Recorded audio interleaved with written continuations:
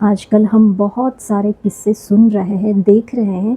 संसार में पढ़े लिखे लोग जब अपने बेटे की शादी करवाते हैं, एक लड़की को अपने घर में लेकर आते हैं। जब वो लड़की बहू बनकर उनके घर में जाती है, बाद में पता चलता है कि बहुत सारे लालच की वजह से वो लोग उसे ताने मारते हैं, दहेज के लिए परेशान करते हैं। उसके माँ बाप उसके परिवारजनों के विरुद्ध ऐसी बातें बोलते हैं जो वो लड़की के हृदय को ठेस पहुंचाती है। और जिस उद्देश्य से मनुष्य की रचना की गई है वो भूलकर वो लोग मनुष्य नहीं लेकिन राक्षस बन जाते हैं। आइए हम देखते हैं पवित्र शास्त्र बाइबल में परमेश्वर के वचन से दहेज के बारे में हमें क्या सीख मिलती है। जब हम संसार में देखते हैं तो एक बेटी के घर में खुशी कम और चिंता ज़्यादा होती है। माँ बाप सोचते हैं कि बेटी हुई, अब दहेज कहाँ से आएगा। बेटी ससुराल जाती है और वहाँ शुरू होता है तानों का सिलसिला, मांग का सिलसिला, और लाओ और क्यों नहीं लाई। लेकिन क्या परमेश्वर का वचन यही कहता है? पवित्र शास्त्र बाइबल में मोहर की परंपरा है, मतलब एक लड़के की तरफ से लड़की के पिता को दिए जाने वाला उपहार। बिल्कुल सही सुना आपने। आज हम जो चीज़ें देखते हैं उससे बिल्कुल उल्टा। लड़का देता था लड़की के घर को। उदाहरण के लिए इसहाक और रिबिका के बारे में जब हम उत्पत्ति की पुस्तक में अध्याय 24 में वचन 53 में पढ़ते हैं।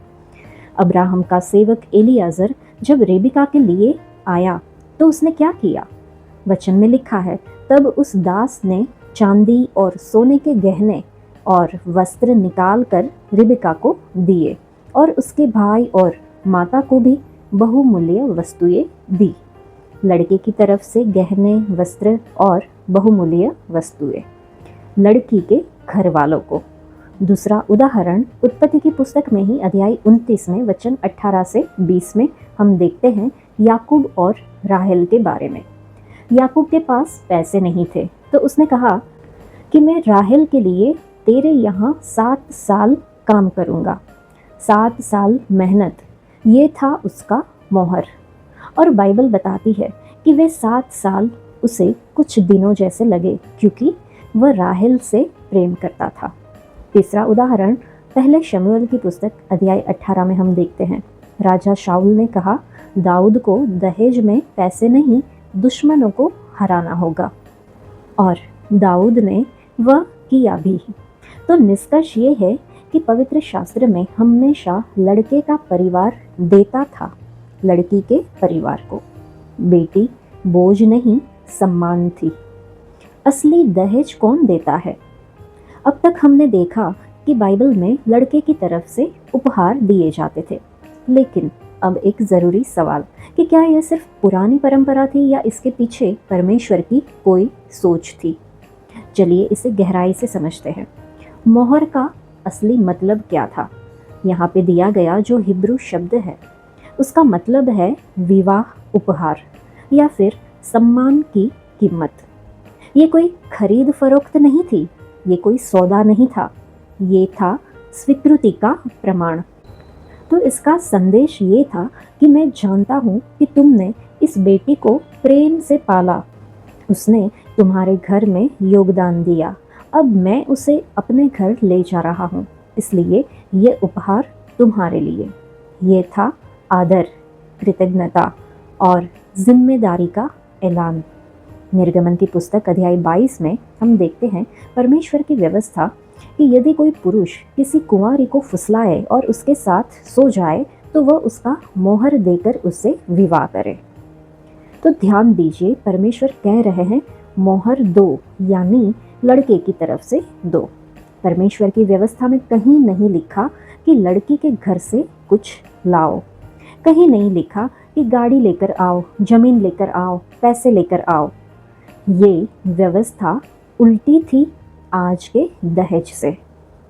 एलिएजर का उदाहरण जब अब्राहम का सेवक रिबिका के लिए आया तो हमने देखा कि तब उस दास ने चांदी और सोने के गहने और वस्त्र निकालकर रिबिका को दिए और उसके भाई और माता को भी बहुमूल्य वस्तुएं दी।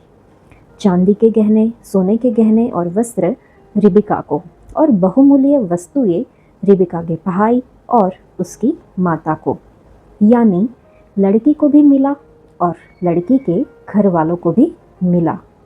किसी ने नहीं पूछा कि क्या साथ में लेकर आई हो। होशे की पुस्तक में 3 अध्याय में हम देखते हैं परमेश्वर ने होशे नबी को आज्ञा दी कि अपनी पत्नी गोमेर को वापस लाओ। होशे ने क्या किया? लिखा है वचन में कि तब मैंने उसे 15 चांदी के टुकड़ों और 1.5 होमेर जौ देकर मोल लिया। होशे ने अपनी जेब से दिया अपनी पत्नी के लिए। यह था प्रेम, यह था समर्पण। परमेश्वर ने यह दृश्य इसलिए रचाया क्योंकि यह मसीह और कलीसिया की तस्वीर है। मसीह ने हमें पाने के लिए अपना सब कुछ दिया, उन्होंने हमसे कुछ नहीं मांगा। तो आज क्या हो गया? सदियों में यह परंपरा उल्टी हो गई। परमेश्वर की व्यवस्था थी लड़का देता है लड़की के परिवार को, और आज की दुनिया कहती है लड़की का परिवार दे लड़के के परिवार को। ये पलटाव कहाँ से आया? यह आया लालच से, स्त्री को कमजोर समझने की सोच से, शैतान की उस झूठ से जो कहता है कि बेटी बोझ है। लेकिन परमेश्वर का वचन कहता है कि रुपये का लोभ सब प्रकार की बुराइयों की जड़ है। दहेज की मांग की जड़ है लोभ, लालच, और लोभ पाप है। बेटी की कीमत कौन तय करता है? जब ससुराल वाले कहते हैं तुम्हारी बेटी की शादी करनी है तो इतना लेकर आओ, तो वे असल में कह रहे हैं कि हम तय करेंगे कि तुम्हारी बेटी की कीमत क्या है। और एक तरह से वे लोग सौदा कर रहे हैं, अपने बेटे को बेच रहे हैं। लेकिन परमेश्वर कहते हैं कि मैंने तुझे तेरे नाम से बुलाया है, तू मेरी दृष्टि में अनमोल और प्रतिष्ठित है, जो कि हम यशायाह की पुस्तक में देख सकते हैं। बेटी की कीमत परमेश्वर ने तय की है और परमेश्वर की नज़र में वह अनमोल है। कोई रकम, कोई गहना, कोई गाड़ी, कोई जमीन उसकी बराबरी नहीं कर सकती। तो अभी तक हमने वचन के द्वारा देखा बाइबल की परंपरा, परमेश्वर के द्वारा दी गई व्यवस्था, और आज की दहेज प्रथा। परमेश्वर की व्यवस्था में लड़का देता था और आज लड़की का परिवार देता है। परमेश्वर की व्यवस्था के अनुसार बेटी सम्मान की हकदार थी और आज बेटी बोझ मानी जाती है। परमेश्वर की व्यवस्था के अनुसार मांग लालच से आती है, और ये सारी चीज़ें शैतान की चाल है, वो हम देख सकते हैं। तो अगली बार जब कोई कहे कि दहेज परंपरा है, तो आप कह सकते हैं कि बाइबल की परंपरा तो यही थी कि लड़का देता था। क्या आप वह परंपरा निभाएंगे? उत्पत्ति की पुस्तक में पहले ही अध्याय में वचन 27 में हम देखते हैं कि परमेश्वर ने मनुष्य को अपने स्वरूप में सृजा, नर और नारी। गलातियों की पुस्तक अध्याय 3 में वचन 28 में हम देखते हैं कि न नर न नारी, तुम सब मसीह यीशु में एक हो। भजन संहिता 139 में हम देखते हैं कि मैं भय के साथ अद्भुत रीति से बना हूँ। तो आपकी बेटी परमेश्वर की अद्भुत रचना है। वह कोई सामान नहीं है जिसके ऊपर कीमत लगाई जा सके। वह एक राजा की बेटी है। तो हमें क्या करना है? अगर आप एक माँ है तो अपनी बेटी को सिखाए कि वह परमेश्वर की नज़र में अनमोल है। दहेज की मांग सहना उसकी नियति नहीं।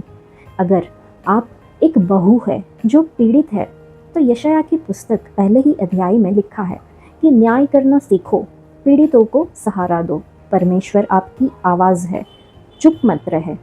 अगर आप एक सास है तो याद रखें, आपके घर आई हुई बहू किसी की बेटी है।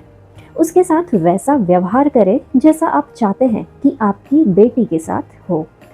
अगर आपका कोई बेटा है तो उसे सिखाए कि पत्नी उसकी नौकरानी या सेविका नहीं, लेकिन उसकी सहभागी है।